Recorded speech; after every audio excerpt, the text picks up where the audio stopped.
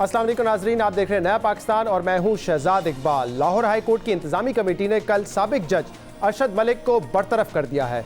ये फैसला Lahore high court के 7 सीनियर जजेस ने किया और जो इंतजामी कमेटी है वो chief justice Lahore high court के ज़ेर सदारत काम कर रही थी। इससे पहले एक तहकीकाती कमेटी बनाई गई थी जिसको हेड कर रहे थे जस्टिस सरदार नईम, और उनकी तहकीकाती कमेटी ने तहकीक की थी जज अरशद मलिक केस में। और इसके बाद इस तहकीकाती कमेटी की रोशनी में कल लाहौर हाई कोर्ट की इंतजामी कमेटी ने यह फैसला सुना दिया है।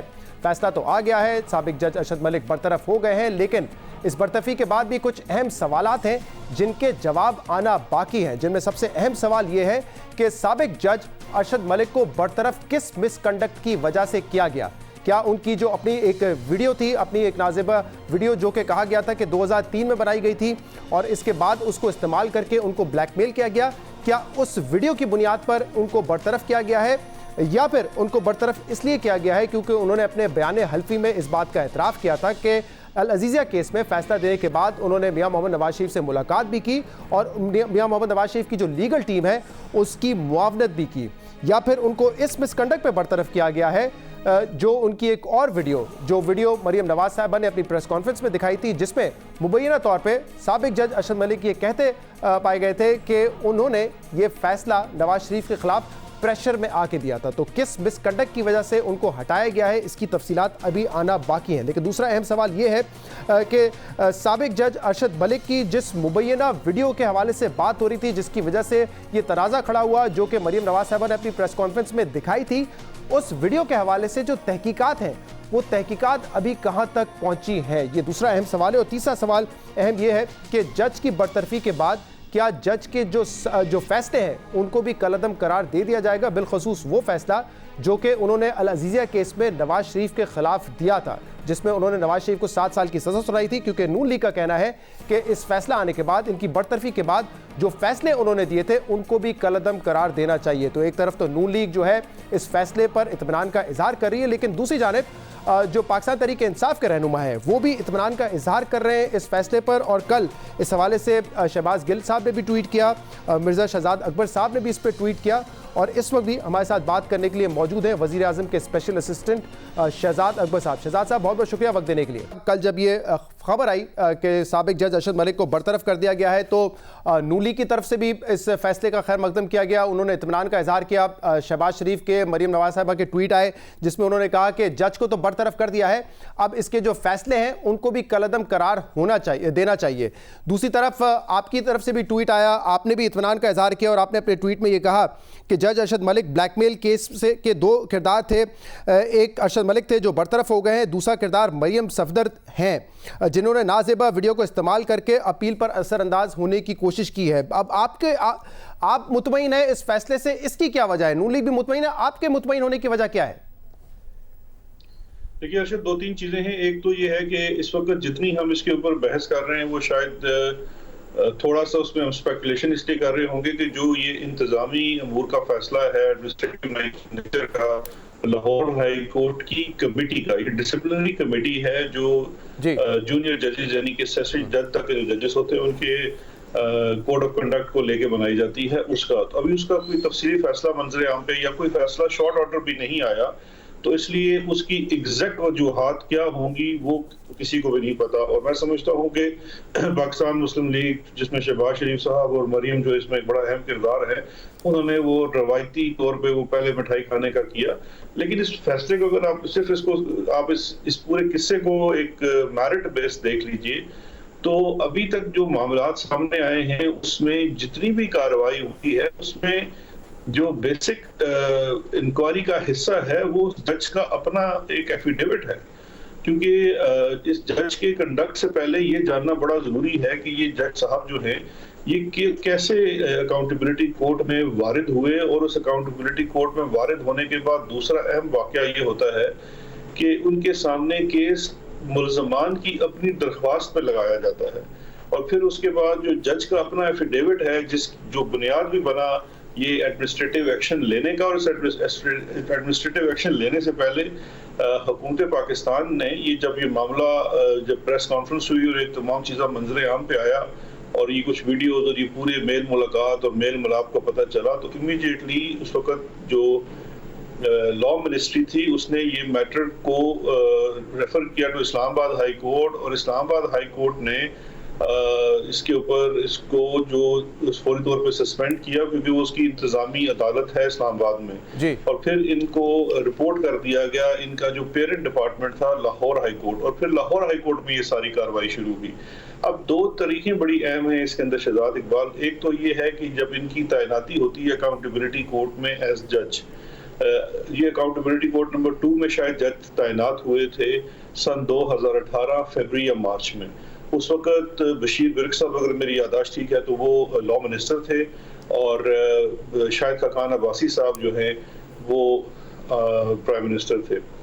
फिर जब ये केस अगस्त में, जुलाई एंड अगस्त में एप्लीकेशन जाती हैं, पहले जुलाई में जाती है अकाउंटेबिलिटी कोर्ट में, जिस कोर्ट में 3 केसेस चल रहे थे नवाज शरीफ साहब के और मरीम नवाज साहिबा के, और उस एप्लीकेशन की बेस के ऊपर फिर वो मामला हाई कोर्ट को रेफर हो जाता है कि ये मुल्ज़मान का ये कहना था कि जो फ्लैट वाला केस है, लंदन फ्लैट वाला केस है, उसमें सजा आने के बाद हम समझते हैं कि हमें दूसरे जज के सामने जाना चाहिए, और उस वक्त दूसरे जज फकत अकाउंटेबिलिटी कोर्ट इस्लामाबाद में ये अरशद मलिक साहब ही थे। हाँ। इस्लामाबाद हाई कोर्ट इसका फैसला कहती है कि जी ठीक है, मुल्ज़मान की ख्वाहिश के ऊपर उन्हें ये लगता है कि उनको इंसाफ यहाँ से मिल सकता है, तो ये केस को ट्रांसफर कर दिया जाए। सब्सटैंशियल ट्रायल हो चुका था दूसरे अच्छा, इस पे शहजाद साहब, इस पे पहले जरा बात कर लेते हैं कि उस वक्त एक तो एहतसाब अदालत में, इस्लामाबाद की एहतसाब अदालत में जो 2 जजेस ही थे, जज बशीर ने उनको सजा दी थी एवनफील्ड केस में, और जब ये ख्वाजा हारिस जो कि काउंसिल थे नवाज शरीफ के, उन्होंने इस्लामाबाद हाई कोर्ट में ये दरख्वास्त डाली, तो इसके बाद जो जज बशीर थे वो खुद अलग हो गए थे केस से, और जो काउंसिल की तरफ से भी बात की गई थी वो बड़ी सादा सी थी कि एविडेंस एक जैसा है तीनों रेफरेंसेज में, और वो एविडेंस है GIT की रिपोर्ट। तो लिहाजा एक जज साहब अगर अपना माइंड बता चुके हैं इस एविडेंस के बारे में एवनफील्ड की जजमेंट में, तो अब जज को किसी और अदालत में इसको भेज दिया जाए, और जज साहब ने खुद भी रेस्क्यू कर लिया था। तो ऐसे तो नहीं कि उन्होंने पिन पॉइंट किया था कि ये जज जो है अरशद मलिक, इन्हीं की अदालत में जाना चाहिए मामला। देखिए, ये शहजाद साहब बिल्कुल आप इस तस्वीर का दूसरा रुख दिखा रहे हैं, लेकिन इस तस्वीर का एक रुख ये भी है कि जब मैं जानता हूँ, और ख्वाजा हारिस साहब बड़े मायनाज कानूनदान हैं, जब मैं ये जानता हूँ कि यहाँ पे अकाउंटेबिलिटी कोर्ट्स में जज ही 2 हैं और मैं एक जज के ऊपर अदम इत्मीनान का इजहार करता हूँ, उनकी कंटेंशन बिल्कुल ठीक हो सकती थी, लेकिन उनकी कंटेंशन के पीछे जो बैकग्राउंड में चीजें हैं वो तो अब सामने आ रही हैं, क्योंकि जिस एफिडेविट की बेस के ऊपर, जिस बयान की बेस के ऊपर उस जज का कोड ऑफ कंडक्ट के ऊपर उसको हटाया गया, और मैं बाय द वे ये बड़ा कैटेगोरिकल कहना चाहता हूँ, ये लाहौर हाई कोर्ट, उससे पहले इस्लामाबाद हाई कोर्ट ने बिल्कुल दुरुस्त फैसला किया कि जैसे ही इस तरह की कोई बात सामने आती है, बशीर जज साहब ने बड़ा अच्छा काम किया, जब उनके ऊपर अदम इत्मीनान का इजहार किया तो उन्होंने जुडिशियल रवायात के मुताबिक कहा कि ये केस मैं नहीं सुनना चाहता, इस्लामाबाद हाई कोर्ट इस पर फैसला कर दे। इस्लामाबाद हाई कोर्ट ने जो आपने कहा बिल्कुल यही ग्राउंड्स उनके सामने रखे, और उस ग्राउंड्स के ऊपर उन्होंने फैसला भी कर दिया। लेकिन अब इसके पीछे तो इस्लामाबाद हाई कोर्ट को ये मालूम नहीं था कि इस पूरी कहानी के मुख्तलिफ किरदारों से जज अरशद मलिक का कोई पुराना वास्ता था और पुराना ताल्लुक था। हमें या पूरे हम वो बातें करते हैं जो पब्लिकली नोन है और जो मंजर आम पे आई हैं और जो रिकॉर्ड का हिस्सा है और अग्रीड और जिसे कहते हैं ना एडमिटेड फैक्ट्स हैं। अब एडमिटेड फैक्ट ये है कि इस जो नाजेबा 2 वीडियोस हैं, एक वो है जो नाजेबा वीडियो है जो शायद माजी की कहीं की है, 5 साल 10 साल जब पुरानी भी है। दूसरी वो ऑडियो और वीडियो रिकॉर्डिंग्स हैं जो इन जज साहब की मेल मुलाकात की हैं नवाज शरीफ साहब से, जिनको ये सजा दे चुके थे, या इनके जो लोग इनकी बिहाफ पे जाके मिलते थे, जिसमें एक नासिर भट्ट साहब थे और एक नासिर जंजुआ साहब थे। अब अगर आप कोट लखपत जेल का रिकॉर्ड उठा के देख लें तो ये भी रिकॉर्ड की बात है कि जिस दौर में ये जो जज अरशद मलिक कह रहा है कि मेरे घर पे आके during the pendency of this case, जब ये ट्रायल चल रहा था, उस वक्त भी नासिर भट्ट और नासिर जंजुआ मेरे घर आके मिलते थे। फिर जब ये सारा वीडियो वाला सागा हुआ तो उस वक्त नासिर जंजुआ साहब ही वो मेन किरदार थे जो नवाज शरीफ साहब से कोट लखपत जेल में मिलते थे। फिर जब बाद में ये उनकी बेल हो जाती है और वो रायवेंड के घर में उनकी मुलाकात होती है तो फिर ही नासिर भट्ट और नासिर जंजुआ साहब का किरदार है। अब जब ये जज साहब के पास केस चला जाता है अगस्त 2018 में, और 4 दिसंबर को शायद, अगर मैं ठीक हूं तो 4 दिसंबर को ये फैसला आया था 2018 में अल अजीजिया और एक फ्लैगशिप रेफरेंस का। इस दौरान इनकी 12 मीटिंग्स होती हैं इन जज साहब के घर पे, और उस मीटिंग में नासिर जंजुआ और नासिर भट्ट साहब तशरीफ रखते हैं। वो इसमें से बहुत सारी तफसीलात जो है वो एफिडेविट में मेंशन की गई हैं। तो दो चीजें मंजर आम पर आई हैं। एक एफिडेविट मंजर आम पर आया है जिस पर जज साहब ने कंप्लेन भी की और उसकी तहकीकात हो रही है, लेकिन जो दूसरी बात मंजर आम पर आई, जो मरियम नवाज साहबा और PMLN के लोगों ने वीडियो दिखाई है जिसमें जज साहब ये बात कर रहे हैं कि मुझ पे दबाव था, उस दबाव की वजह से मैंने नवाज शरीफ के खिलाफ फैसला दिया, वो भी बात मंजर आम पर आ चुकी है। उसकी तहकीकात और इन्वेस्टिगेशन कहां तक पहुंची है? देखिए, उसकी तहकीकात और इन्वेस्टिगेशन तो FIA कर रही है। उसका एक मरकजी किरदार नासिर भट्ट जो है वो शायद इस मुल्क में मफरूर है, वो बरतानिया में है। जितने लोगों की जो मेरी इंफॉर्मेशन है उसके मुताबिक बयानात रिकॉर्ड किए गए हैं, सब निशानदेही कर रहे हैं मरियम नवाज साहिबा की कि जिस दिन वो प्रेस कॉन्फ्रेंस हुई और वो जो वीडियो थी ना उन्होंने वो वीडियो देखी हुई है, जिस नाजेबा वीडियो की वो बात की जा रही है वो सिर्फ मरियम साहिबा के ही कब्जे में थी और उन्हीं ने इसको चलाया था और प्रेस कॉन्फ्रेंस भी उन्होंने की थी। अब ये वाली जो चीजें हैं उस तहकीकात का हिस्सा हैं और उसमें शायद कुछ फ्लो इसलिए हुई हो कि वो कुछ मुल्ज़मान यहाँ नहीं है और दूसरा कोरोना की वजह से वर्किंग कैपेसिटी कम हुई है। लेकिन जो मेन चीज शहजाद मेरा ख्याल है हम इस बहस में मिस कर रहे हैं वो ये कर रहे हैं कि किसने इस पूरी चीज से फायदा उठाने की कोशिश की। देखिए, मैं ये समझता हूँ कि फ्लैगशिप रेफरेंस में बरियत जो है वो उसके ऊपर भी एक तो सवालिया, अगर ये इनकी मंतक मान ली जाए तो उस बरियत के ऊपर भी सवालिया निशान उठ जाता है। और फिर उसके बाद नवाज शरीफ साहब को दूसरा जो फायदा दिया गया वो 14 साल की सजा है मैक्सिमम नैब के कानून के तहत, उनको 7 साल की सजा दी गई।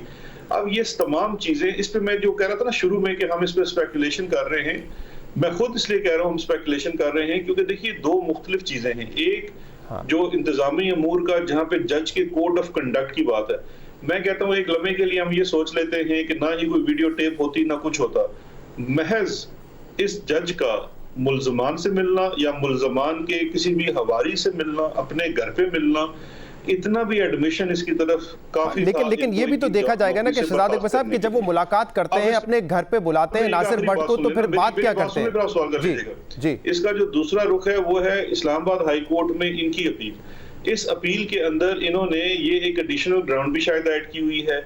अब इस्लामाबाद हाई कोर्ट का जो डिविजनल बेंच है जिसके अंदर इन केसेस की अपील है, जहां पे दो अपील है, एक अपील नैब की है, एक नवाज शरीफ साहब की तरफ से है, उन दोनों अपीलों में ये चीज सामने रखी गई है पहले भी और दोबारा भी रखी जाएगी। अब उसके ऊपर अदालत क्या फैसला करती है वो उस प्रोसीडिंग्स में देखना होगा, उसको हम इससे मंसूब नहीं कर सकते। और जिस तरह से मरियम नवाज कह रही हैं कि जी ये देखिए इंसाफ हो चुका, दूसरा इंसाफ हो जाना चाहिए, इंसाफ के असल तकाजे तो ये होने चाहिए थे कि आपके पास जो वीडियो थी वो कब वीडियो आई, उसके ऊपर आपने क्या अमल दरामद किया, और वो जो अपने एफिडेविट में कह रहे हैं उसके मुताबिक। लेकिन शहजाद इकबाल साहब इस हवाले से तो तमाम लोग जो कि सजा मिलनी चाहिए, तमाम लोग जो प्रेस कॉन्फ्रेंसेस में थे या जिसमें एफिडेविट में नाम आया उनकी तहकीकात तो चल रही है, FIA उनकी तहकीकात कर रहा है। लेकिन सवाल ये पैदा होता है कि आप अपने ट्वीट में कहते हैं कि दो किरदार थे, एक जज साहब एक मरियम नवाज साहबा, लेकिन अहम किरदार तो वो शख्स भी होगा जिसका जिक्र इस वीडियो में जज अरशद मलिक ने किया है। उन्होंने कहा है कि उन्होंने मुझ पर दबाव डाला, उन्होंने मुझे वीडियो दिखाई, मेरी एक नाजिबा वीडियो दिखाई और मुझ पे दबाव था कि अब मैं फैसला करूं अल अजीजिया केस में। तो वो भी तो इंपॉर्टेंट फरीक है ना, उनकी तहकीकात करना तो हुकूमत की जिम्मेदारी है, FIA की जिम्मेदारी है, जिस पर आप लोग बार बार कहते रहे कि हम फॉरेंसिक ऑडिट करवाएंगे। वो फॉरेंसिक ऑडिट कहां हुआ है अब तक? देखिए मुझे एक बात बताइए, फॉरेंसिक ऑडिट की तो बात तब होती है कि जब वो जज उस चीज से कोई इंकारी हो। जज के जो एफिडेविट आया है उस एफिडेविट से आगे ही बात चलनी है। अब देखिए इस पूरी तहकीक के अंदर, और ये फिर मैं कहूंगा कि हम रवायती स्पेकुलेशन कर रहे हैं जो शायद सहाफत के अंदर मजबूरी होती है, लेकिन अब उस तहकीकात के अंदर जो हतमी उस तहकीकात की रिपोर्ट आएगी उसके मुताबिक ही देखा जाएगा। लेकिन जिस तरह मैंने पहले अर्ज किया कि मेरी इतला के मुताबिक, वंस अगेन स्पेकुलेशन, मेरी इतला के मुताबिक बाकी जितने लोग उस प्रेस कॉन्फ्रेंस में शामिल थे उन सब ने कहा जी हमें इस आज प्रेस कॉन्फ्रेंस से पहले जो भी वो जुलाई की डेट थी हमें कुछ मालूम नहीं है कि इसमें क्या था। ये तमाम चीजें मरियम साहिबा के पास हैं। अब मुझे बताइए, इस मुल्क के तहकीकाती इदारे, ये इतना ताकतवर जोर आवर खानदान है, मरियम साहिबा से कितनी तफ्तीश कर पाए हैं? मैं समझता हूँ FIA की फेलियर है। FIA की फेलियर इसलिए है कि मरियम नवाज से बाकायदा तफ्तीश होनी चाहिए। तफ्तीश इसलिए होनी चाहिए कि उनकी दिखाई हुई वीडियो के अंदर जो उनके इस्तेमाल में थी उसके अंदर एक बड़ा संगीन इल्जाम है कि ये इस केस के दौरान किसी ने वीडियो दिखा के जज को ब्लैकमेल करने की कोशिश की है। अब मुझे बताइए, या तो इस चीज का जवाब दे सकता है अरशद मलिक, या जिसके पास ये जिसने प्रेस कॉन्फ्रेंस की थी उसने। बाकी लोग इनकार हो चुके हैं। लेकिन आपकी तरफ से ये प्रेस कॉन्फ्रेंस की थी, कता कलामी की माजरत चाहता हूं शहजाद साहब, एक सवाल यहाँ पे सुन लीजिए, इसके साथ ही जवाब दे दीजिएगा, क्योंकि आपने अपनी प्रेस कॉन्फ्रेंस में ये कहा था कि हम इसका फॉरेंसिक ऑडिट करवाएंगे और होना चाहिए, बल्कि आपने तो कहा था कि इस पे तो कमीशन भी बनना चाहिए। यही बात फिरदौस आशिक अवान साहबा ने भी की, क्योंकि आपने कहा ये एक जज पे इल्जाम नहीं है, ये पूरी जुडिशरी पर इल्जाम है। जब मामला सुप्रीम कोर्ट पे गया था तो सुप्रीम कोर्ट ने भी कहा कि ये तो काला धब्बा है जुडिशरी पे और जजेस पे जो हरकत सामने आई हमारे और जिस किस्म का एफिडेविट है। तो ये जिम्मेदारी तो हुकूमत की थी ना कि उसका फॉरेंसिक ऑडिट तो करवाए और पता करे कि क्या केस का फैसला मेरिट पर दिया गया है या जैसे कि उस वीडियो में बताया गया है कि दबाव के जरिए दिया गया है। शहजाद, मैं दो चीजें अर्ज करता चलूं। एक तो जहां तक मेरी इतला, वंस अगेन स्पेकुलेशन, जो मैं बार बार कह रहा हूं, वंस अगेन स्पेकुलेशन, वो ये है कि फोरेंसिक ऑडिट के लिए जो ओरिजिनल वीडियोस हैं वो जिन्होंने दिखाई उनको देनी है, और एफआईए को हुकूमत की तरफ से ये बिल्कुल है कि आपने इसका फोरेंसिक ऑडिट करवाना है। फोरेंसिक ऑडिट से क्या चीज साबित होगी? फोरेंसिक ऑडिट से ये चीज साबित होगी कि ये मुलाकात हुई थी और इस मुलाकात के अंदर जो उसके कंटेंट्स हैं, कंटेंट्स को फोरेंसिक ऑडिट ने प्रूव नहीं करना, वो तो जितने लोग उस मीटिंग में बैठे हुए हैं या जो बात की जा रही है उसकी तहकीक करनी। मिसाल के तौर पे शहजाद, मेरी और आपकी गुफ्तगू हो रही है, उसको तीसरा बंदा एक रिकॉर्ड कर लेता है। उस गुफ्तगू के अंदर मैं कुछ सच झूठ बोल रहा हूँ, कुछ आप सच झूठ बोल रहे हैं। जब फोरेंसिक हो जाएगा तो फोरेंसिक ये साबित करेगा कि ये वीडियो सही रिकॉर्ड हुई और उस टाइम में रिकॉर्ड हुई कि नहीं, बस यही साबित करेगा ना। वो ये तो साबित नहीं करेगा कि इसके कंटेंट्स कैसे हैं। उसके लिए तफ्तीश होनी जरूरी है। अब जब तफ्तीश होना जरूरी है तो इस तफ्तीश के लिए एक तो वो जिस पे इल्जाम लगा उसकी तफ्तीश हो चुकी, जिसने इल्जाम लगाया उसकी भी तफ्तीश होती है, क्योंकि जिसने इल्जाम लगाया, क्योंकि बेसिकली मरियम साहबा ये इल्जाम लगा रही हैं कि उस फैसले को लेने के लिए किसी ने इनके जज को ब्लैकमेल करने की कोशिश की। तो पहली तो बात है कि इनको एक स्टेप और लेना पड़ेगा, किसी से ज्यादा निकल के स्पेसिफाई करना पड़ेगा, क्योंकि जब वो कहते हैं तो किसी ने, तो फिर जो एफआईए का दायरा तफ्तीश है वो 22 करोड़ अवाम का है, जिसमें अवाम भी होंगे, ऑफिशियल्स भी होंगे। अब अगर ये थोड़ी सी रहनुमाई फरमा दें, क्योंकि ये तो बिल्कुल एफआईए की तफ्तीश के सामने पेश नहीं होती हैं, और जब इनको बुलाया जाता है तो पूरी यहाँ पे शहजाद अकबर साहब सड़कों पे निकल आ जाए। शहजाद अकबर साहब, ये मुझे बताइए कि जज अरशद मलिक को क्या बुलाया है एफआईए ने? उनसे पूछा है कि जो आपने इल्जाम लगाया था, जो वीडियो दिखाई गई उसमें जो इल्जाम लगाया था वो क्या है? क्योंकि अपने एफिडेविट में तो वो कहते हैं कि मेरी मीटिंग हुई थी उनसे, लेकिन मेरे बयानात को तोड़ मरोड़ करके पेश किया गया है। तो यही बात देखनी है ना कि क्या टेम्पर्ड है या वीडियो नहीं है। पिछले 1 साल से बहस ये हो रही है, आप कहते हैं कि ओरिजिनल वीडियो वो नहीं दे रहे, वो कह रहे हैं कि हमने तो इंडिपेंडेंट फोरम से भी इसको करवा लिया है, ऑडिट इसको करवा लिया, चेक करवा लिया है, हमने इस्लामाबाद हाई कोर्ट में भी जमा करवा दिया गया है।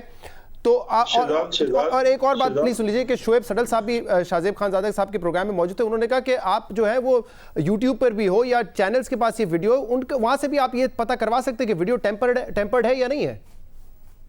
आप शहजाद मेरी बात को दूसरी तरफ दोबारा लेके जा रहे हैं। अब मैं ये आपसे बार बार कह रहा हूं कि एक ऑनगोइंग इन्वेस्टिगेशन के अंदर इसका हतमी जवाब तो तफ्तीशी अफसर ही दे सकता है कि क्या उसने इसके अंदर क्या क्या इस वक्त स्पेसिफिक स्टेप्स उठा लिए हैं। एक जो मैं मजबूरी आपको तफ्तीशी इदारे की और बता रहा हूं कि इसके अंदर एक जो मुल्जिम है वो इंतहाई ताकतवर है, वो मुल्जिम ना पेश होता है और उसने अपने हवारी मफरूर करवा दिए हैं। अब उसके कंटेंट्स जो हैं उनको लेके वेरीफाई करना तमाम लोगों को कन्फ्रंट करने की जरूरत है। अब तमाम लोग कौन है? एक जज अरशद मलिक है, एक इसमें नासिर भट्ट नामी शख्स है, एक नासिर जंजुआ है, एक मरियम नवाज है, एक उसमें हुसैन नवाज है, क्योंकि उसकी कंटेंट्स के अंदर हुसैन नवाज से मुलाकातों का भी जिक्र है। अब इन तमाम चीजों को, फिर नवाज शरीफ साहब है। अब इसमें से आधे मुल्जमान लंदन बैठे हुए हैं, यहाँ वाला जो मुल्जमा है वो बिल्कुल सामने आने को तैयार नहीं है और तफ्तीशी इदारों से कोऑपरेट करने को तैयार नहीं है। लेकिन और ये कह देना कि जी हम इंडिपेंडेंटली कहीं से करा चुके हैं फोरेंसिक, यार शहजाद मुझे सारी, मैं मान लेता हूँ इनकी बड़ी इंडिपेंडेंस। एक दो चीजें ज़हन में रखें। एक चीज ये ज़हन में रखें कि यही वही वो कैलिबरे वाली खातून हैं जिनके बारे में सुप्रीम कोर्ट, जब भी आप फरमा रहे थे ना, उन्हीं जज साहब का सुप्रीम कोर्ट में इनके बारे में क्या कहा गया है कैलिबरी फ्रंट के ऊपर। दूसरी चीज मुझे ये बता दीजिए, किसी भी और फोरम से करवाया हुआ, चाहे वो कितना ही इंडिपेंडेंट ना हो, जब तक उसको तफ्तीशी इदारा एज पर कानून शहादत और क्रिमिनल प्रोसीजर कोड के जो रूल्स हैं उसको नहीं कराएगी फोरेंसिक, उसकी पूरी ये बात आपकी दुरुस्त है, ये बात आपकी दुरुस्त है, लेकिन देखें ना, ठीक है, ये बात आपकी दुरुस्त है, लेकिन शहजाद साहब, जब आप ये कहते हैं कि वीडियो टेम्पर्ड थी और ये माफिया है और ये एक जज को ब्लैकमेल करने की कोशिश करें, तो आपके पास तो ये एक बेहतरीन मौका था ना कि कम से कम जो वीडियो मीडिया चैनल्स के पास है, यूट्यूब पे अवेलेबल है, और ये मैं नहीं कह रहा हूं, ये सुप्रीम कोर्ट के जज शेख अजमत सईद साहब ने कहा था उस वक्त जब हियरिंग हो रही थी कि पूरे पाकिस्तान के पास वीडियो है, एफआईए कहता है हमारे पास वीडियो नहीं है। तो वीडियो अगर जो मौजूद है उसमें ये तो कम से कम देख ले कि टेम्पर्ड है या नहीं है, और अगर वो वीडियो टेम्पर्ड मिलती है तो फिर आपके पास तो एक बेहतरीन मौका है इस पे खेलने का कि देखें जज के खिलाफ जो इन्होंने सारी बातें की वो एक टेम्पर्ड वीडियो है। शहजाद इकबाल साहब, आपको मैं पुराने आपके प्रोग्राम का हवाला देना चाहूंगा बहुत एहतराम के साथ। आपके लास्ट प्रोग्राम में भी आपने एक ऐसे ही अदालत के अंदर दिए गए रिमार्क्स, मैंने बड़ी अर्ज की थी माजरत के साथ कि अदालत के अंदर जो रिमार्क्स दिए जाते हैं वो किसी ऑर्डर, जुडिशल ऑर्डर का या किसी जुडिशल डिक्री का हिस्सा नहीं बनते। अगर तो इस किस्म की कोई रिटन अहकामात हैं, ऑर्डर्स हैं, तो फिर तो एफआईए से बिल्कुल सवाल किया जा सकता है कि अगर वो ये फरमा रहे थे तो आपने क्यों नहीं किया। लेकिन आपने पिछले ही अपने प्रोग्राम में मुझसे पूछा था कि आपने ये कहा था उस रिमार्क की बेस के ऊपर कि अरशद मलिक को किसने लगाया था। बाद में आपने खुद भी चेक किया और साबित हो गया कि इनको शायद खाकान अब्बासी साहब के ज़माने में लगाया था। तो मैं ये कह रहा हूँ कि जो इस तरह के रिमार्क्स होते हैं उसको आप जुडिशल डिग्री का हिस्सा ना समझें। जो तफ्तीश चल रही है उस तफ्तीश के अंदर जो इसका फोरेंसिक कराया जाना है वो उसका एक टेक्निकल एस्पेक्ट है, और फोरेंसिक भी मैं समझता हूँ जो आप कह रहे हैं ना हुकूमत के पास बड़ा मौका है, तो वो मौका सिर्फ मीडिया की हद तक है। असल चीज तो इसका वो मुकदमा है जिसकी तफ्तीश होके ये साबित या करना है कि क्या वो जो कंटेंट है, अरशद मलिक उन कंटेंट से तो इनकारी नहीं हो रहा है, इसलिए अब ये एक सेकेंडरी चीज बन जाती है कि वो क्या है कि उसकी वो मीटिंग्स हुई है, क्योंकि वो कंटेंट तो यही प्रूव करेंगे कि ये रिकॉर्डिंग हुई है। जहां तक उसको डॉक्टर्ड होने का कहना है तो YouTube के ऊपर जो भी वीडियो, लेकिन अरशद मलिक क्या इस कंटेंट पर भी एग्री कर रहे हैं कि उन्होंने ये बात कही थी कि मुझ पे दबाव था इसलिए मैंने नवाज शरीफ के खिलाफ फैसला दिया? देखिए, मुझे एग्जैक्ट अब पता नहीं है कि उन्होंने तफ्तीशी इदारे के सामने जाके क्या बयान दिया, क्योंकि उनका कोई बयान अभी किसी अदालत में सबमिट नहीं हुआ। लेकिन वो पेश हुए एफआईए के सामने जज अरशद मलिक? ये इस चीज की भी तफ्तीश जो है वो एफआईए का इन्वेस्टिगेटिंग ऑफिसर, इतना मुझे पता है कि एक डीआईजी लेवल का इन्वेस्टिगेटिंग ऑफिसर इस केस के अंदर है, लेकिन मुझे ये एग्जैक्ट नहीं पता कि अरशद मलिक कितनी दफा पेश हुए या नहीं हुए, लेकिन वो लाजमी पेश हुए होंगे, उनसे सवाल जवाब भी किया गया और इन्वेस्टिगेशन भी की होगी, क्योंकि मेरी नजर में तो इन सबसे इन्वेस्टिगेशन होनी चाहिए। जहां तक मुझे इतला है वो इसमें तकरीबन तमाम लोग सिवाय शायद मरियम नवाज साहिबा के उनकी क्वेश्चनिंग हो चुकी है और अपने वो जवाब में सारे लोग ये कह चुके हैं कि इसके तमाम सबूत असल वीडियो मरियम नवाज साहिबा ने गालिबन रिटन जवाब भेजा था एफआईए को। लेकिन मैं एक क्लिप आपको सुनवाना चाहता हूँ। ये नासिर भट्ट साहब ने कहा था प्रोग्राम, शाहजेब खानजादा साहब के प्रोग्राम में, ये इंपॉर्टेंट इसलिए, इसको सुन लीजिए, उसके बाद जवाब दीजिएगा इसका कि ये पूछना कितना जरूरी है, इन्वेस्टिगेशन इस मामले पर कितना जरूरी है, क्योंकि बड़ा सीरियस एलिगेशन है ये। उन्होंने जो कुछ बताया वो वीडियो में, और उन्होंने ऐसी बातें बताई जो मैं भी सुन के हैरान था। अगर सिर्फ मकसद ये था, साकिब निसार साहब मुझे मलिक अरशद साहब बता रहे हैं कि उन्होंने मुझे बुला के कहा कि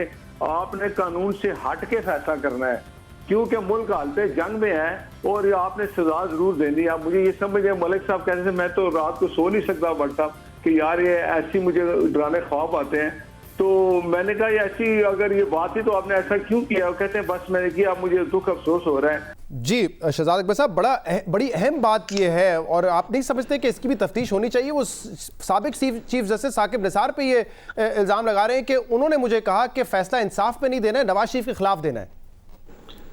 शहजाद इकबाल साहब, आपके सवाल पूरे हो गए?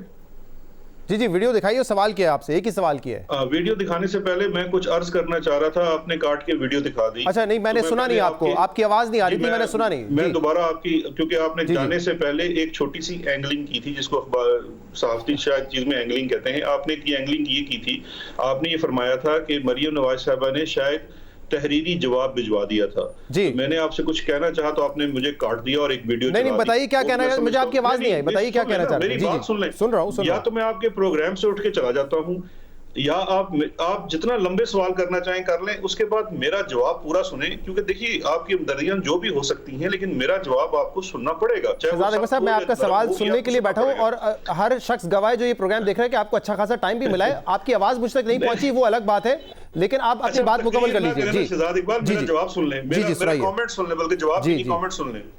मेरा कमेंट ये है, आपने जाने से पहले फरमाया कि मरियम साहिबा ने अपना तहरीरी जवाब भिजवा दिया था। मुझे बताएं, इस पाकिस्तान के मुल्क के अंदर कोई गरीब का बच्चा तहरीरी जवाब भिजवाता है अपनी तफ्तीश के अंदर, एक क्रिमिनल इन्वेस्टिगेशन के अंदर? Are they like rest of the Pakistanis are children of lesser God? उनको तो आपका मीडिया कहता है कि उसको हथकड़ियां पकड़ के ले आओ, और आप कहते हैं कि मरियम ने एक तहरीरी जवाब लिख के मैं उनको डिफेंड नहीं कर रहा हूं, मैं आपको बता रहा हूं, ये तो फिर एफआईए का काम है ना कि उनसे जवाब तलब करें। आपसे इफ्स एंड बट्स पूछे जाते हैं, एफआईए का काम है ना, ये मेरा काम तो नहीं है ना। देखिए, अपने शहजाद इकबाल, आप बड़े अच्छे सहाफी हैं, आप इतने अच्छे एंकर हैं, लेकिन आप ये नहीं कह सकते, you can not brush aside someone's conduct by saying उनका तहरीरी जवाब आ गया था। मैं आपकी बात को आगे बढ़ाते हुए क्लैरिफाई करते हुए ये कह रहा था, और अगर ये तहरीरी जवाब गलत है तो एफआईए को तस्लीम नहीं करना चाहिए था। मैं एफआईए नहीं हूं। शहजाद इकबाल, गलत नहीं, तहरीरी जवाब मैं समझता हूं। आप खुद उस वक्त हट रहे हैं अपनी तफ्तीश से। आप अगर तफ्तीश में आपके पास सबूत हैं, आप उनके खिलाफ अगर आप समझते हैं कि उन्होंने अगर वो एब्सकॉन्डर है, वो जवाब नहीं देने आ रही है, आप जो तहकीकात करना चाहें करें, उसमें मेरा कोई ताल्लुक नहीं होता। आप एफआईए से पूछे ना। अभी जो आपने वीडियो में बातें सुनाई उस पे आ जाएं, छोड़ जी हाँ, साकिब निसार साहब वाली बात जस्टिफाई नहीं कर पा रहे। मुझे जस्टिफाई करने की जरूरत नहीं है। आप खुद बता रहे हैं कि एफआईए कितना नाकाम है कि वो एक शख्स को बुला नहीं सकता इन्वेस्टिगेशन के लिए। ये तो आपके इदारे पे सवालिया निशान है। इस ताकतवर तबके के सामने एफआईए बेचारे की क्या हिम्मत है? नैब भी, जीओ भी, सहाफी भी, सारे लोग ही बेबस हैं। मतलब ये वही खातून है जिनके खिलाफ जीआईटी ने इन्वेस्टिगेशन की, जीआईटी ने इन्वेस्टिगेशन की, एवन फील्ड ने उनको सजा दी। अब इतनी भी ताकतवर नहीं है, वरना जीआईटी भी ना बनती और एवन फील्ड केस में सजा भी ना होती ना। इसी मुल्क में सजा हुई है ना उनको। तशने की आपकी रह जाएगी। ये वीडियो पे बात कर लें, जी वीडियो पे बात कर लें। वीडियो पे जो आपने कंटेंट्स बताए, अब देखिए कि शाहजेब साहब ने कितनी कमाल खूबसूरती से, वैसे मेरी नजर में शाहजेब खानजादा नंबर 1 इनका वो है एंकर हैं, वो इसलिए कि बहुत अच्छा प्रोग्राम करते हैं और सही तरह से इंसान को ग्रिल करते हैं। मैं भी उनके प्रोग्राम में जाने से पहले 4 दफा सोचता हूँ, तैयारी करके जाना है। शाहजेब ने बड़ी रिसर्च की होती है। नासिर इकबाल, ये नासिर भट्ट नामी शख्स का आप इंटरव्यू देख लीजिए कि नासिर भट्ट को जो सवाल किए जा रहे हैं उनसे कोई क्रॉस क्वेश्चन नहीं किया जा रहा। नासिर भट्ट साहब के सवाल को और पूरे इंटरव्यू को ऐसे पेश किया जा रहा है कि जैसे ओहो, ये तो नासिर भट्ट के मुंह से एक एक हरफ जो निकल रहा है वो बिल्कुल किसी सहीफे से उतरा है और वो बिल्कुल दुरुस्त है। अब एक बात मुझे बता दीजिए, अब आपके पास इतना बड़ा रिसर्च का ग्रुप है, आपके पास रिसर्चर्स हैं, आप थोड़ा सा यही कर लीजिए कि जो शख्स आपको ये पूरी बात कह रहा है, सबसे पहले तो वो इंटरेस्टेड है। इंटरेस्टेड इसलिए है कि पाकिस्तान मुस्लिम लीग नून और नवाज शरीफ साहब का हमायती है, उनके साथ है, उनका हरीफ है, उनका शायद पार्टी का अहदेदार भी है। फिर जब वो विटनेस आके कोई बात करता है तो उसका आप ये देख लीजिए कि उसका उस जज के साथ क्या ताल्लुक है। वो जज साहब नासिर भट्ट को क्यों बुलाते हैं? नासिर भट्ट साहब कौन हैं? आपको ये तमाम चीजें मैंने आपका ये कमेंट सुन लिया। अब एक तो मैंने इंटरव्यू देखा था, मेरे ख्याल से जितने पर्टिनेंट क्वेश्चन थे शाहजेब खानजादा साहब ने सब पूछे थे, और मैंने आपसे जो सवाल किया है वो ये है कि एक इल्ज़ाम है, एक जज बकौल नासिर भट्ट के एक जज ने मुझे ये बताइए, मैं सिर्फ आपसे सवाल ये कर रहा हूं कि क्या इस तरह के इल्ज़ाम की तहकीकात नहीं होनी चाहिए? कि एफआईए ने ये सवाल उनसे किया है, क्या एफआईए को ये सवाल नहीं करना चाहिए कि आपके ऊपर जब आप ये केस सुन रहे थे, एक मॉनिटरिंग सुप्रीम कोर्ट के जज थे, आपको ब्राइब की ऑफर्स होती रही, आपको धमकियां आती रही, क्या आपने जाके मॉनिटरिंग जज को बताया? मैं आपसे पूछ रहा हूं, क्या ये रेलेवेंट सवाल नहीं है जो पूछे जाने चाहिए जज अरशद मलिक से? सवाल है और बिल्कुल एफआईए को करने चाहिए और उन्होंने शायद किए भी होंगे, लेकिन मैं कह रहा हूं उस पर तो हम स्पेकुलेट ही कर सकते हैं ना। जब तक तफ्तीश मुकम्मल नहीं होती और तफ्तीश किसी फोरम के सामने सबमिट नहीं होती, उस वक्त तक आप ये नहीं कह सकते कि उनको ये भी करना चाहिए, वो भी करना चाहिए। आपको पता है तफ्तीश के ऊपर इतना एस्टैब्लिश्ड कानून है कि तफ्तीश में कोर्ट्स डायरेक्शन भी नहीं देती कि वो ऐसे ना लगे कि तफ्तीश के अंदर असरअंदाज हो सकती हैं। इसलिए मैं और आप तो ये नहीं कह सकते कि जी ये इन्होंने नहीं गलत किया या दौरान तफ्तीश वो अपनी रिपोर्टें उठा के आ जाएं कि हमने लेकिन शहजाद इकबाल साहब आप खुद सोचें ना, अगर ये इन्वेस्टिगेशन की तफसीलात आ चुकी होती, अगर वीडियो इससे सवाल सुन लीजिए, अब सवाल सुन लीजिए, अगर ये इन्वेस्टिगेशन की तफसीलात आ चुकी होती किसी फोरम पर, अगर वीडियो का फॉरेंसिक हो चुका होता तो लाहौर की जो एडमिनिस्ट्रेटिव कमेटी है या इंक्वायरी कमेटी है उनके पास और ज्यादा मवाद होता देखने का कि जज का कंडक्ट कहां गलत है। अब तो उस कमेटी को गालिबन पता ही नहीं होगा कि ये वीडियो ऑथेंटिक है या नहीं है, उनको पता भी नहीं होगा कि पीएफआई ने क्या इन्वेस्टिगेशन की, अगर वो सारा मवाद होता तो लाहौर हाई कोर्ट की इन्वेस्टिगेशन कमेटी और एडमिनिस्ट्रेशन कमेटी ज्यादा बेहतर फैसला कर सकती थी। आपको अपने सवाल के अंदर मंतक नजर आ रही है? जी जी बिल्कुल नजर आ रही है। अगर उसका आपने जो फरमाया 100% दुरुस्त फरमाया कि उस वीडियो का अगर फोरेंसिक हुआ होता तो लाहौर की जो कमेटी थी 7 जजेस की रुकनी एडमिनिस्ट्रेटिव कमेटी, वो बेहतर फैसला कर सकती। देखें, बेहतर फैसला यही होना था ना, इसको पौधे से बर्खास्त कर देना था, क्योंकि एडमिनिस्ट्रेशन में तो यही काम हो सकता है। लेकिन अगर वो एडमिनिस्ट्रेटिव कमेटी ये समझती कि इस वीडियो का फोरेंसिक होना लाजमी है, तो यार 7 सीनियर मोस्ट जजेस बैठे हुए हैं लाहौर हाई कोर्ट के, वो एक लम्हे में हुक्म कर सकते थे कि इसके फोरेंसिक कराया जाए। वो एक इंडिपेंडेंट कमीशन मुकर्रर कर सकते थे कि इसका फोरेंसिक कराया जाए। फोरेंसिक करवाने की बात ना सिर्फ गवर्नमेंट ने की थी, सुप्रीम कोर्ट कर चुकी है, इस्लामाबाद हाई कोर्ट कर चुकी है। अब कल मेरे प्रोग्राम में अली जफर साहब मौजूद थे, बैरिस्टर अली जफर साहब, पाकिस्तान तहरीक इंसाफ के रहनुमा, और दूसरे जो वकला हैं वो भी ये कह रहे हैं कि अगर ये इस्टेब्लिश हो जाए कि ये जज बायस थे तो फिर ये मामला जो है सस्पेंड हो सकता है और फिर रीट्रायल की तरफ जा सकता है। अब आप खुद जो है माशाल्लाह कानूनदान है, जरा बताइएगा कि आपको अगर ये स्टैब्लिश हो गया कि जज की बायसनेस है, तो आप भी यही समझते हैं फिर यही आउटकम होता है एक ऑब्वियस के फैसला सस्पेंड करके रीट्रायल के लिए भेज दिया जाता है?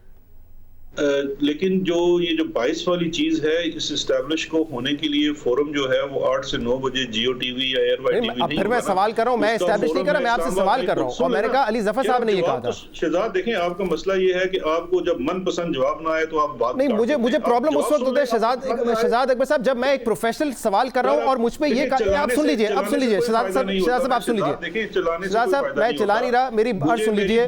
जब मुझे ये कहा जाता है कि आपका फोरम ये नहीं है कि ये डिसाइड करेगा, मैंने नहीं कहा मैंने डिसाइड करना है, मेरा काम है सर सवाल करना। मैं बड़े आराम से आपसे सवाल कर रहा हूं, आप मुझ पे पर्सनल अटैक करेंगे, आप पर्सनल अटैक करेंगे तो फिर मैं भी कर सकता हूं। मैं नहीं करना चाह रहा, मैं प्रोफेशनली बात कर रहा हूं आपसे। आती तो आप काट देते ना, आपके हाथ में माइक है, आपके हाथ में एडिटिंग है, मैं कोई बात नहीं काट रहा हूं कि मुझे जवाब पूरा देने दीजिए। कि मैं ये कह रहा हूं कि हमने 8 से 9 बजे के फोरम के ऊपर जज का बायस फैसले में होना डिसाइड, और ये मैंने कहा भी नहीं है। फोरम है इस्लामाबाद हाई कोर्ट का, वो अपील का प्रोसेस जहां पे केस पेंडिंग है, उस अपील की स्टेज के ऊपर ये डिटरमिन होना है कि बायसनेस थी कि नहीं थी। अब देखिए, 2 चीजें हैं हमारे सामने। माजी की मिसाल मौजूद है एक इससे मिलते जुलते केस की, जिसके अंदर सुप्रीम कोर्ट का हुक्म आया था। ये SGS कोटेकना का केस था, सन 2001 या 2 में सुप्रीम कोर्ट में इसकी अपील लगी थी।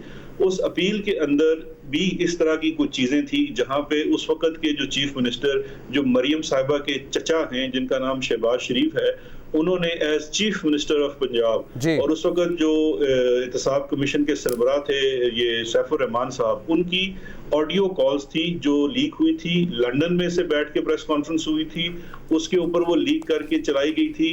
और उसके ऊपर भी इस तरह से इल्जामात थे कि इन्होंने जज को इन्फ्लुएंस किया, जिसके अंदर शहबाज शरीफ साहब बाकायदा नवाज शरीफ साहब का हुक्म पहुंचा रहे थे जस्टिस कयूम को, जो जज इसको सुन रहे थे, और उसकी टेलीफोन टेपिंग मौजूद थी। उसके अंदर भी जब ये केस सुप्रीम कोर्ट में गया तो सुप्रीम कोर्ट ने उस केस को ट्रायल डी नोवो के लिए दे दिया। लेकिन उन्होंने इसके अंदर जो बायसनेस थी वो सिर्फ किस बात, मैं एक लीगल पॉइंट आपको बताता हूं, आपने मुझसे लीगल सवाल किया, उसके ऊपर उन्होंने बायसनेस पे ये कहा था कि चूंकि इसके अंदर ये सीरियस एलिगेशंस आ रहे हैं तो बेहतर ये है कि हम इसको रीट्रायल के लिए भेज दें। अब जो हमारे सामने प्रेसिडेंट मौजूद है वो यही है कि जब ये चीज सामने आती है तो जज सबसे पहले सब्सटेंस देखेंगे, सब्सटेंस ये देखेंगे कि ये केस किस स्टेज के ऊपर इस अदालत में गया, उसमें क्या हुआ, और फिर जो एलिगेशन ऑफ बायसनेस है, अगर उनको ये लगे कि ये एलिगेशन ऑफ बायसनेस उस थ्रेशोल्ड के ऊपर है तो बिल्कुल वो रीट्रायल ऑर्डर कर सकते हैं। ठीक है, अब सवाल सुनिए, सिंपल सी बात है, अगर वो रीट्रायल का ऑर्डर करेंगे तो उनको दोबारा से दोनों केसेस में जाना पड़ेगा। बिल्कुल ठीक है, में जहां इनकी बरियत हुई है वहां इनको दोबारा फेस करना पड़ेगा। मैंने तो वो चीजें सही है शहजाद साहब, इसीलिए यही वीडियो निकाल के हरगिज ये साबित नहीं किया जा सकता कि नवाज शरीफ बेगुनाह है। हमारी आपसे सिर्फ अर्ज ये है जी, मैंने आपसे यही सवाल किया था कि अगर बायसनेस स्टैब्लिश हो जाती है तो क्या होगा। आपकी कानूनी राय मांगी थी, यही राय अली जफर साहब से मांगी थी, उन्होंने भी जवाब दे दिया, आपने भी अब जवाब दिया। लेकिन पहले आपने कहा कि ये यहाँ पे आपके प्रोग्राम में स्टैब्लिश नहीं होना है। मैंने ये नहीं कहा था इस प्रोग्राम में स्टैब्लिश होना है, मैंने सही सवाल किया था जी, मैंने यही सवाल किया था कि अगर स्टैब्लिश हो जाती है तो आपकी कानूनी राय क्या है कि अगर बायस ने एस्टैब्लिश हो जाती है? इसलिए मैंने सवाल किया था, उसमें पर्सनल होने की जरूरत नहीं कि आपने अपने फोरम पे ये एस्टैब्लिश करना है। मैंने नहीं कहा इस फोरम पे बायस ने एस्टैब्लिश करें। भाई आपको क्यों लगता है नहीं, क्योंकि आपने ये कहा ना कि आपके प्रोग्राम में नहीं होता। मैं तो बड़ा ड्रामे करता हूं। जी चलो ठीक है, आपको सिर्फ आराम से। चलिए शहजाद साहब, एक आखिरी इशू पे आपसे सवाल कर लूं। ARU के आप सरबराह हैं। ARU का काम ये है कि बाहर जो भी असासे हैं अगर वो गैर कानूनी है तो उसकी तहकीकात करके पैसा वापस मुल्क में बुलाया जाए। अब आप गुस्सा कर गए। नहीं, मैं सवाल कर रहा हूँ, मैं गुस्सा नहीं कर रहा हूँ। मैं आप पता नहीं अगर देख सकते हैं तो देख लें, मैं गुस्सा नहीं कर रहा हूँ। मैं एक सवाल कर रहा हूँ कि एक खबर आई थी जिसमें यह था कि वफाकी वजीर फैसल वावडा की 9 ऐसी प्रॉपर्टीज हैं बैरून मुल्क जो उन्होंने अपने कागजात नामजदगी में जमा नहीं करवाई है, उन्होंने उनको डिक्लेयर नहीं किया है। क्या ARU ने कोई तहकीकात की है कि क्या ये जो खबर थी ये दुरुस्त है? क्या वाकई फैसल वावडा की प्रॉपर्टीज बैरून मुल्क मौजूद हैं? ARU ने पता करने की कोशिश की है, हाँ या नहीं?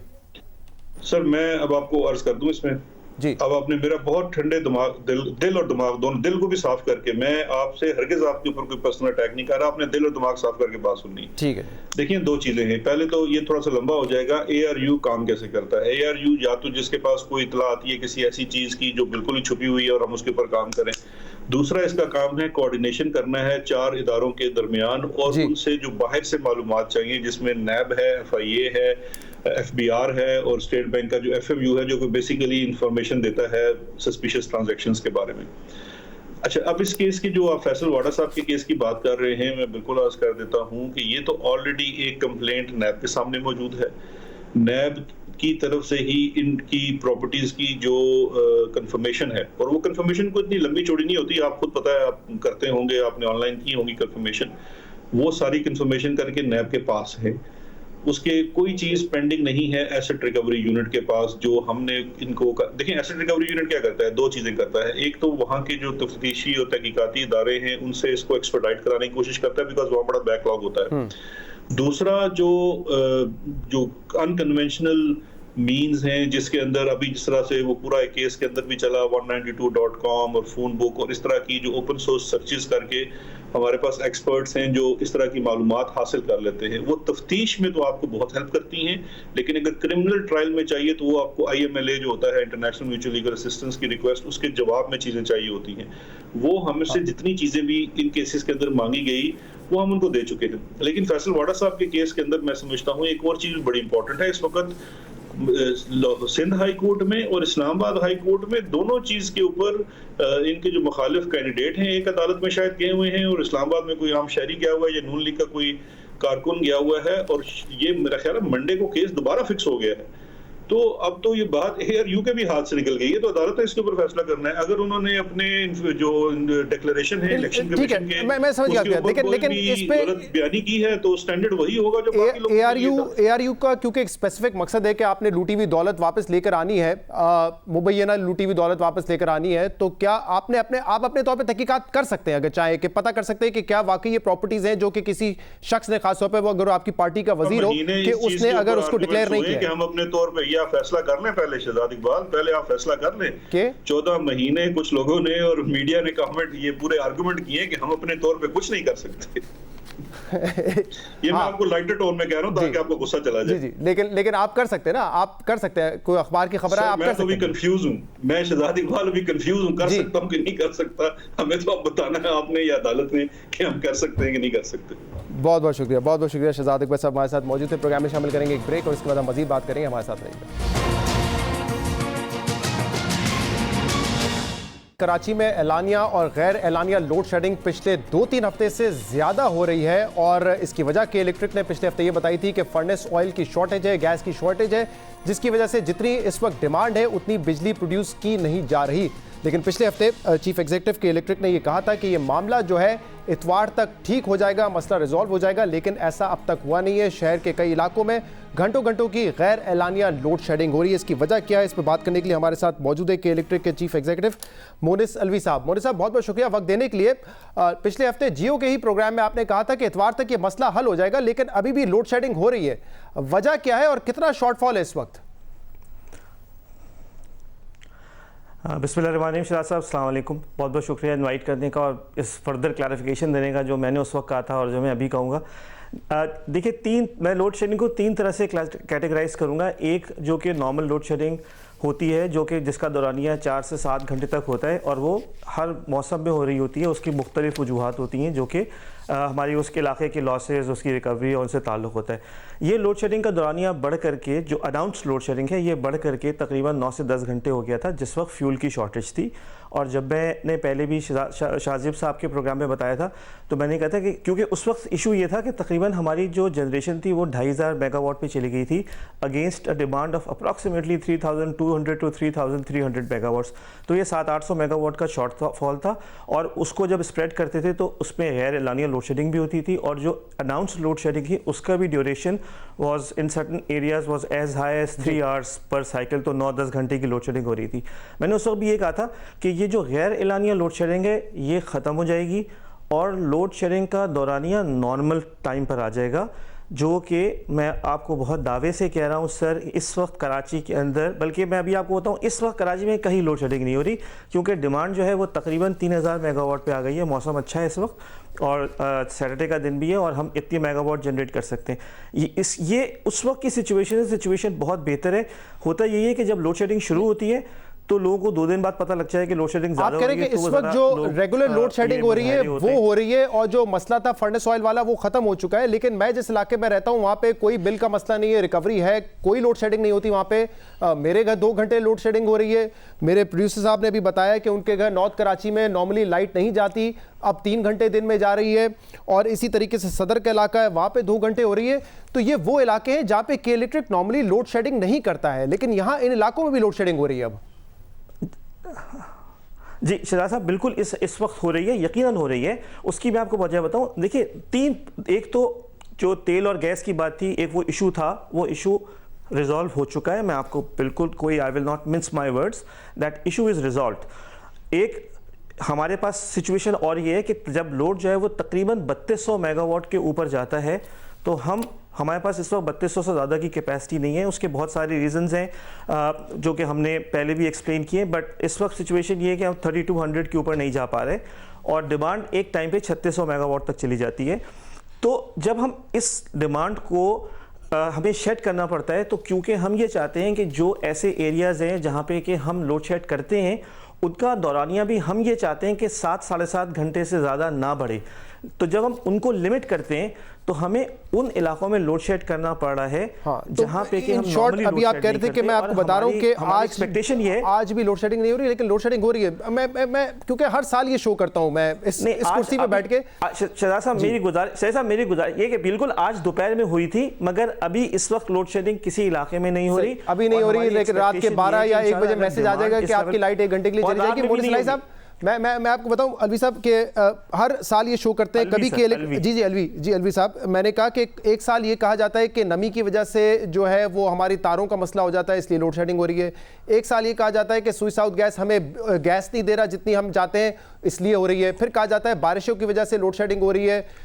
हर साल एक मुख्तलिफ रीज़न होता है आपके पास। कंज्यूमर चाहता है कि उसको अनइंटरप्टेड बिजली मिले, आप पैसे लेते हैं उनसे, आप बिजली दें।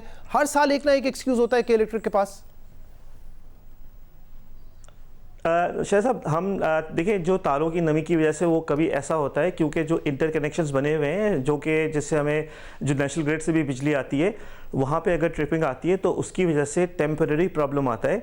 जो पूरा अभी लॉकडाउन चल रहा था बिटवीन 20 मार्च से लेकर के तकरीबन 28 मई तक, उसके अंदर कहीं पे लोड शेडिंग नहीं हो रही थी, ना कोई तार का मसला था, ना कोई गैस का मसला था।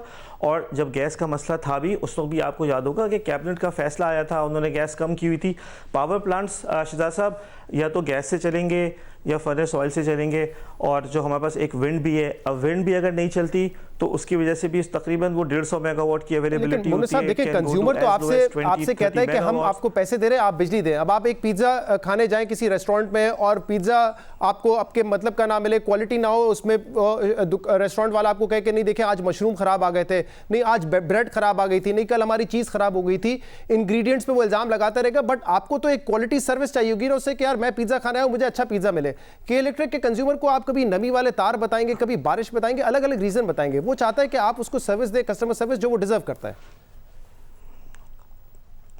शहजाद साहब, मैं सिर्फ आपको यही कहूँगा कि साल के अंदर तकरीबन ये जो सारी कॉन्वर्सेशन है पिछले 2-3 हफ्ते से ही हो रही है। इससे पहले आप जितना भी सोशल मीडिया उठा के देख लें कि इलेक्ट्रिक की लोग सब अप्रिसिएशन ही कर रहे थे, और पिछले साल भी जो गैस की वजह से थोड़े दिन के लिए प्रॉब्लम आया था, उसके बाद सिचुएशन बड़ी स्टेबल थी। अभी भी मैं आपको बहुत जिम्मेदारी के साथ ये कह रहा हूँ कि हम 900 मेगावाट के एक प्लांट पे काम कर रहे हैं इंशाल्लाह, जो तकरीबन $650 मिलियन का है, और हमें पूरी उम्मीद है इंशाल्लाह ताला अगले साल उसकी टरबाइन चल जाएगी और ये सिचुएशन बेहतर होगी। हम इस साल भी just for the sake of consumer sir तकरीबन कोई 16 अरब रुपए का कैपेक्स कर रहे हैं, जिससे कि हम not only defence but Surjani, Malir, Landhi ऐसे एरियाज़ के अंदर भी हमने बड़ी मैसिव इंफ्रास्ट्रक्चर की इम्प्रूवमेंट की है।